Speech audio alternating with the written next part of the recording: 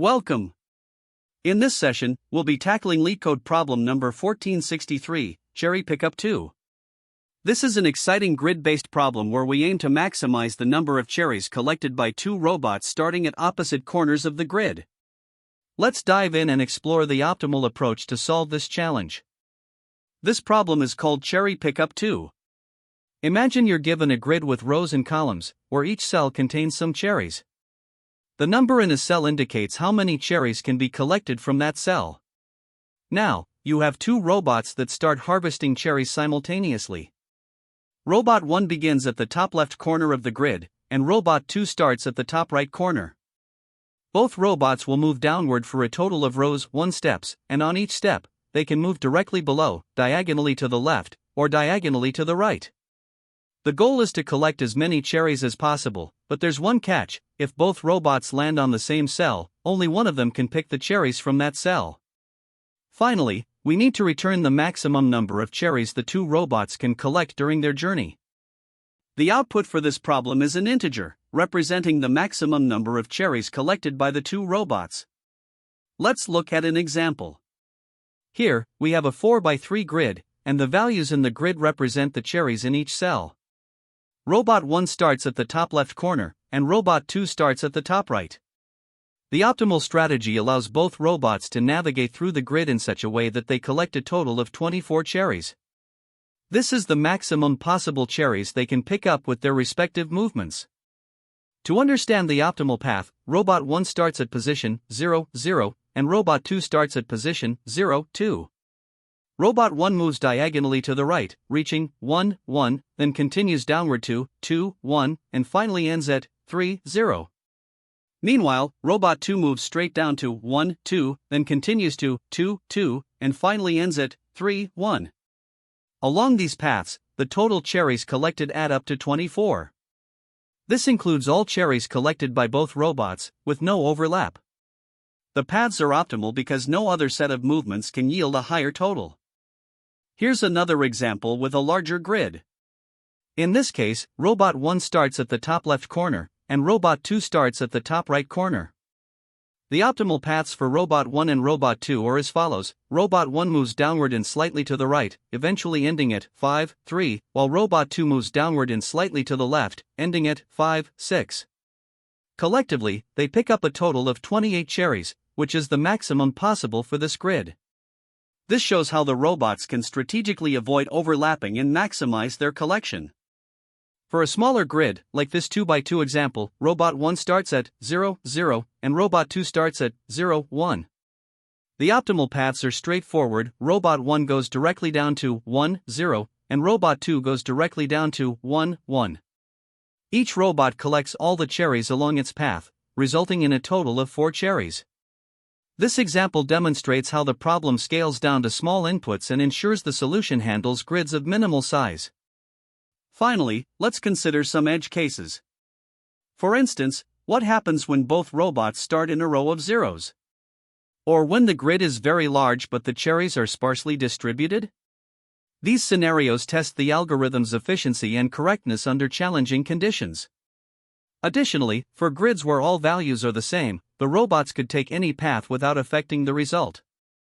These edge cases ensure the solution works universally, including for the smallest grid sizes, such as 2x2, and for grids with uniform values, where the choice of path does not matter.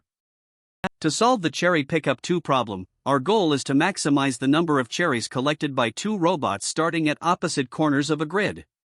We'll first consider the brute force approach.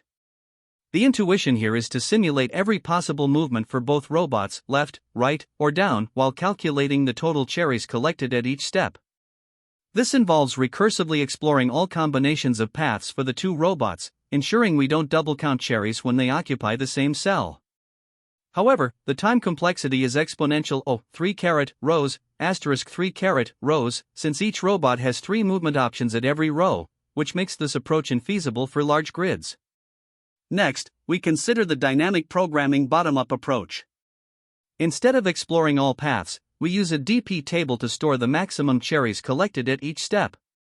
By starting at the bottom of the grid and working upwards, we can leverage previously computed results to optimize our calculations, significantly improving both time and space efficiency compared to brute force. In the bottom-up DP approach, we define the state DP, row, call 1, call 2, as the maximum cherries collected when robot 1 is in call 1 and robot 2 is in call 2 at a particular row. The transition relation involves iterating over all valid moves for both robots, left, right, or staying in place, and adding the cherries collected from the current cells.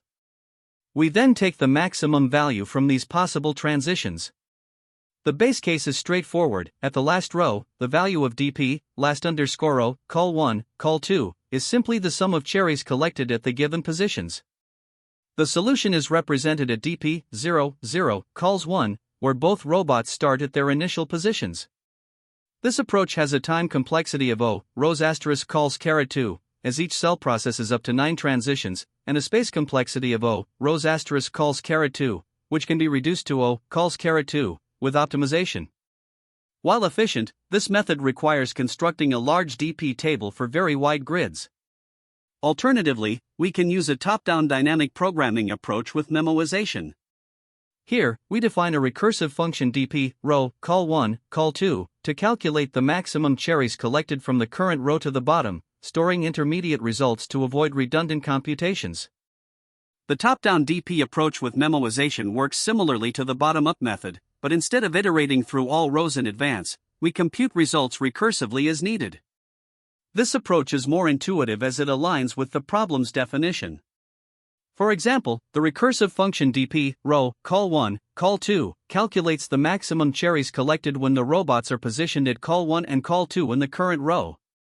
The transition relation remains the same as in the bottom-up approach, iterating over all valid moves for both robots and storing results in a memoization table to avoid redundant calculations. The time complexity remains O, rows asterisk calls caret 2, since each state, row, call 1, call 2, is computed only once, and the space complexity is O, rows asterisk calls caret 2, for memoization, plus O, rows, for the recursion stack. While this method may feel less structured compared to bottom-up DP, it has the advantage of computing only the necessary states, making it both memory efficient and easier to debug. The top-down DP approach with memoization is the chosen strategy for solving this problem. It strikes the right balance between efficiency, clarity, and scalability. While the bottom-up approach is equally efficient in time complexity, it may use slightly more memory since it pre-computes the entire DP table, even for states that may not be relevant.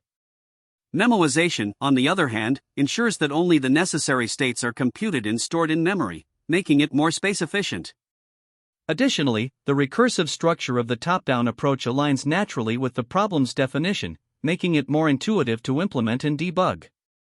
Key observations about this strategy include the fact that both robots move independently but contribute to the same score, requiring us to avoid double-counting cherries when they occupy the same cell. The overlapping sub-problems inherent in the problem make dynamic programming an ideal solution. In conclusion, the top-down approach with memoization avoids the inefficiency of brute force while maintaining clarity and scalability, making it the most practical choice for this problem. This problem involves two robots navigating through a grid to collect cherries. The grid is mxn in size, and each cell holds a certain number of cherries. The two robots start at opposite ends of the top row, one in the leftmost column and the other in the rightmost column. They can move down to the next row by either staying in the same column, moving one step to the left, or moving one step to the right. The goal is to maximize the total cherries collected as they move through the grid. If the robots land on the same cell, they share the cherries in that cell, meaning we only count those cherries once. To approach this problem efficiently, we use dynamic programming, which helps us avoid computing the same subproblems repeatedly by breaking the problem into smaller, manageable states. We define our state as DP, row, call 1, call 2, which represents the maximum cherries that can be collected when both robots are at a specific row. Robot 1 is at column call 1, and Robot 2 is at column call 2. We also account for base cases, such as invalid moves that go out of bounds, by assigning them a very small value like -infinity to ensure they're excluded from the solution space. When the robots reach the last row, we calculate the cherries they collect at their respective positions. The formula accounts for whether the robots are in the same column or different columns. If they occupy the same cell, the cherries from that cell are only counted once. Next, we define the transition function, where we evaluate all possible moves for both robots from their current positions. Robot 1 can move to the same column, one step left, or one step right, and Robot 2 has the same set of options. For each possible pair of new positions, we calculate the cherries collected in the next row and add those from the current row. This allows us to recursively compute the maximum cherries for each valid state. By iterating through all combinations of moves, we determine the optimal path for both robots. To optimize the solution further, we use a bottom-up dynamic programming approach. Instead of starting from the top row and moving downward, we begin at the last row and work our way back to the top row. This ensures that every state is computed only once and stored for future access. To implement this approach, we initialize a three-dimensional DP table with dimensions corresponding to the rows and columns of the grid. This table will store the maximum cherries collected for each state, allowing us to avoid recalculating results for overlapping subproblems. The final result can be retrieved from DP 0, 0, and 1, which represents both robots starting at the top row in their respective positions. There are a few key insights to keep in mind. First, by storing the results of intermediate states in the DP table, we eliminate redundant calculations and significantly reduce computational overhead. Second, we ensure that cherries are only counted once when both robots occupy the same cell by checking whether their columns are different. Additionally, invalid states, such as moves that go out of bounds, are automatically excluded by assigning them a value of -infinity. This pruning helps us focus only on valid paths. By limiting the number of states to O, m*n squared, where m and n represent the number of rows and columns, we achieve a much more efficient solution compared to the naive approach of exploring every possible path. Analyzing the complexity, the time complexity of this solution is O, m times n squared times 9. This accounts for the fact that for each state, row, call 1, call 2, we evaluate up to 9 possible transitions, 3 moves for each robot. The space complexity is O, m*n squared, due to the size of the DP table, which stores the maximum cherries for each possible state. Several edge cases should also be considered. For example, in a small grid where there is only one row or one column, the solution must handle the limited movement options appropriately. If all the cells in the grid contain 0 cherries, the result should naturally be 0. When both robots start in the same column, the algorithm ensures that cherries are not double counted. Furthermore, invalid moves, such as those that go out of bounds, are effectively ignored by returning -infinity for such states. These considerations ensure that the algorithm is robust and handles various scenarios correctly. To visualize the solution further, we can examine the pseudocode for the recursive implementation of the DP function. The pseudocode begins with the cherry pickup function, which initializes the grid dimensions and the DP table. Within the recursive DFS function, we first handle boundary conditions. If either robot moves out of bounds, the function returns -infinity. If the robots reach the last row, it calculates the cherries collected based on their positions. For other rows, the function checks if the current state has already been computed in the DP table. If not, it iterates through all possible moves for both robots, recursively calculating the maximum cherries collected for the next row. The total cherries for the current state are then computed by adding the cherries collected in the current row to the maximum cherries from the next row. The result is stored in the DP table to avoid redundant computations. Finally, the function returns the maximum cherries collected, starting from the top row with both robots in their initial positions. This completes the implementation of the algorithm, providing an efficient and scalable solution to the problem. Here, we define a class-named solution and implement the cherry pickup function, which takes a grid as input. The grid represents the field of cherries where each cell contains the number of cherries at that position. We first determine the number of rows and columns in the grid and initialize a 3D memoization matrix, DP, to store intermediate results. This matrix has dimensions for rows and 2 columns, representing the positions of the 2 robots. Each cell in DP is initialized to -1, indicating that no computations have been performed yet. Next, we define a helper function called DFS, which performs a depth-first search. The function takes the current row, the column position of the first robot, and the column position of the second robot as arguments. To handle edge cases, we first check if either robot is out of bounds, and if so, we return negative infinity, as this path is invalid. For the base case, if we have reached the last row, we calculate the cherries collected. If both robots land on the same cell, we count the cherries in that cell once. Otherwise, we sum the cherries collected by both robots. This ensures we account for cherries correctly in the final row. Lastly, if the result for the current state is already computed and stored in DP, we simply return it to avoid redundant calculations.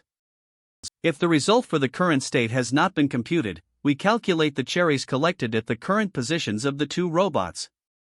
If the robots are in the same column, we only add the cherries from that column.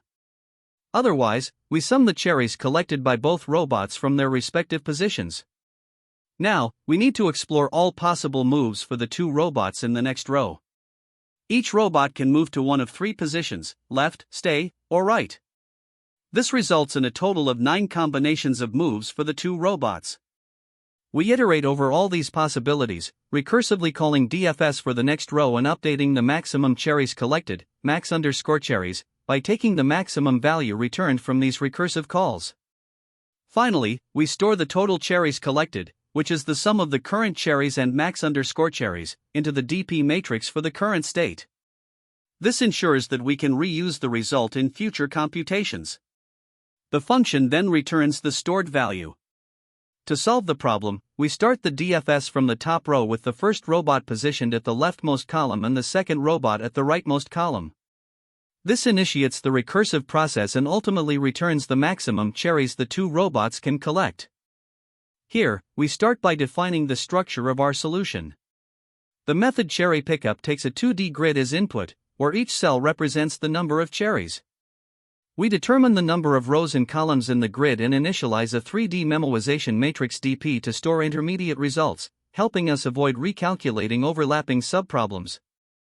Each layer in this matrix corresponds to a row, and each cell within represents the state for two robots positioned at different columns. Initially, we fill the DP matrix with -1, indicating that no state has been computed yet. Then, we invoke the helper function DFS, which performs a depth-first search, starting from the top row with the robots positioned at the first and last columns. The purpose of this function is to explore all possible paths for the robots while maximizing the total cherries collected. In the DFS method, we first handle the base case where either robot moves out of bounds. In such situations, we return negative infinity, effectively pruning these invalid paths. Next, we check if we've reached the last row. Here, the robots can only collect cherries from their respective positions. If both robots occupy the same cell, we add the cherries from that single cell, otherwise, we sum the cherries from both cells. If the result for the current state has already been computed and stored in the DP matrix, we simply return the cached value to save computation time. Otherwise, we calculate the cherries collected at the current position. If both robots are in the same column, we count the cherries only once, otherwise, we sum the cherries from both columns. To explore further, we consider all 9 possible moves for the robots in the next row. Each robot can move left, stay, or move right. We calculate the maximum cherries collected from all these combinations, update the DP matrix with the result, and return it. Finally, we close the DFS method, which forms the core of our recursive solution. By leveraging memoization through the DP matrix, we ensure that overlapping subproblems are solved only once, significantly improving efficiency. This completes our Java implementation for solving the cherry pickup 2 problem, where the goal is to maximize the total cherries collected by the two robots as they traverse from the top to the bottom of the grid. To solve this problem, we start by understanding the input grid, which represents the cherries available at each cell. For this example, we have a 4x3 grid. The goal is to maximize the number of cherries collected by two robots as they move from the top row to the bottom row. First, we initialize the necessary variables. The number of rows is 4, and the number of columns is 3. We then create a 3D DP table with dimensions 4x3x3, initialized to -1, to store results for overlapping subproblems during our computation. Now, we begin the depth first search, DFS, from the top row, starting with robot 1 positioned at column 0, the leftmost column, and robot 2 positioned at column 2, the rightmost column. On row 0, robot 1 collects cherries from grid 0, 0, which is 3, and robot 2 collects cherries from grid 0, 2, which is 1, resulting in a total of 4 cherries. Next, we calculate the maximum cherries that can be collected by exploring all valid moves for both robots in the next row. For the next row, we explore all 9 possible combinations of moves for robot 1 and robot 2. For example, when robot 1 moves to column 0 and robot 2 moves to column 1, they collectively collect 7 cherries from grid 1, 0, and grid 1, 1. Continuing to row 2, robot 1 moves to column 1 while robot 2 moves to column 2. Here, they collect a total of 10 cherries from grid 2, 1, and grid 2, 2. Finally, on row 3, both robots move to column 1 and column 2, respectively, collecting 2 cherries. At this point, we reach the base case since we are at the last row. The total cherries collected from this path are returned up the recursion stack. During backtracking, we combine results from all explored paths, updating the DP table to store the maximum cherries for each state. For this example, the memoized value at DP 002 is 24, representing the total cherries collected when starting with robot 1 at column 0 and robot 2 at column 2. The final result for this example is 24. Now, let's consider a larger 4x4 grid where the two robots may meet in the same cell at some point. Starting at row 0, robot 1 begins at column 0, and robot 2 starts at column 3.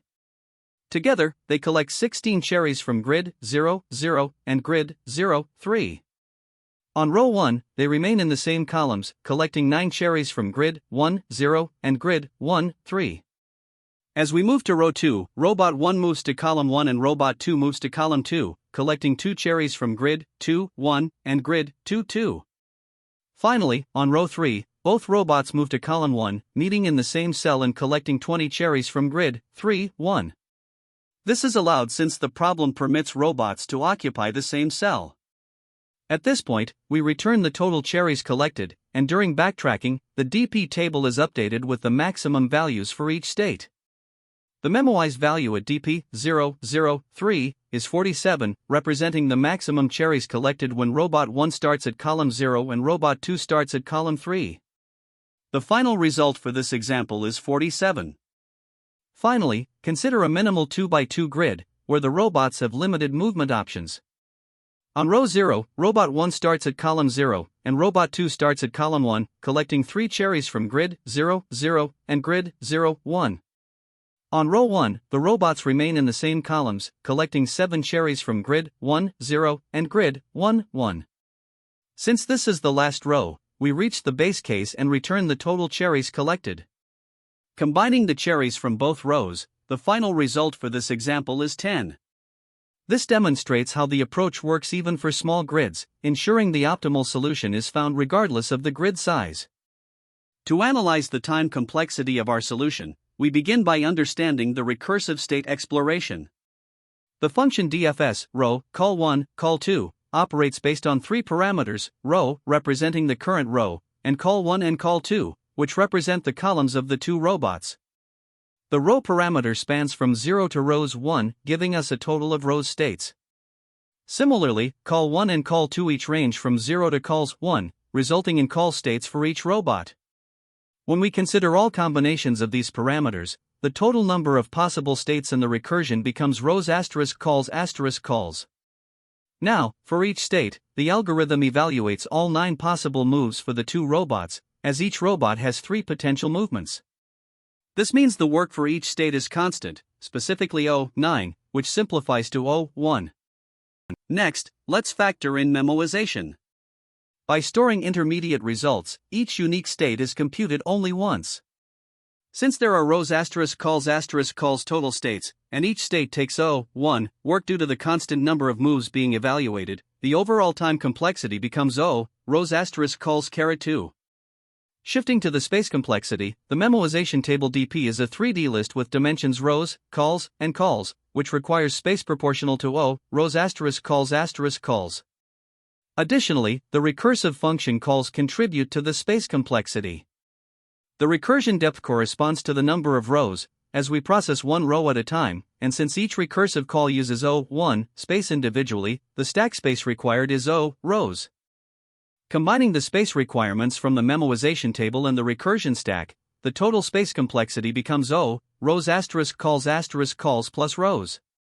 Since the memoization table dominates, this simplifies to O rows calls 2. Now, to compare this with a brute force approach, consider that without dynamic programming, all possible paths for the two robots would be explored. Each robot has 3 possible moves per row, resulting in 3 rows paths per robot. Since the robots move independently, the total number of combinations would be 3 rows 3 rows, or 9 rows. This exponential complexity is significantly worse than the optimized dynamic programming approach, which scales polynomially. The optimized dynamic programming approach reduces the complexity to O rows calls 2 by leveraging memoization and limiting computation to valid states. This improvement is especially critical for large grids, as it makes the solution far more efficient than brute force. When we analyze the best and worst cases, the time complexity remains O rows calls 2 in both scenarios. In the best case, all states in the DP table are computed without any pruning, while the worst case also involves computing every state within the defined bounds. This consistency in complexity demonstrates the robustness of the dynamic programming approach. Finally, let's solidify our understanding with a mathematical proof of the big O complexity.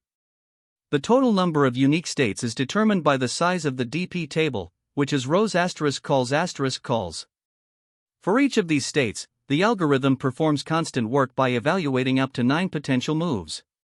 Multiplying the number of states by the constant work per state, we arrive at the final time complexity, O rows calls 1, which simplifies to O rows calls 2.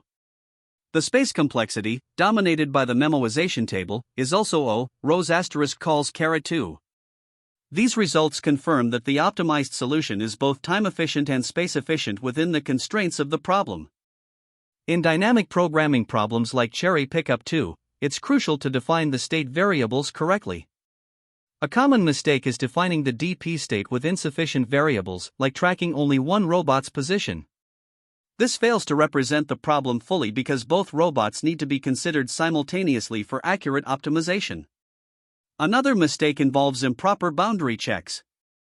When robots move out of the grid bounds, it results in errors, such as accessing invalid indices.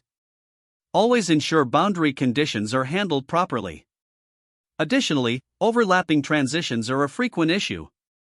If both robots collect cherries from the same cell, those cherries shouldn't be double counted because the problem specifies that cherries from a shared cell are only counted once.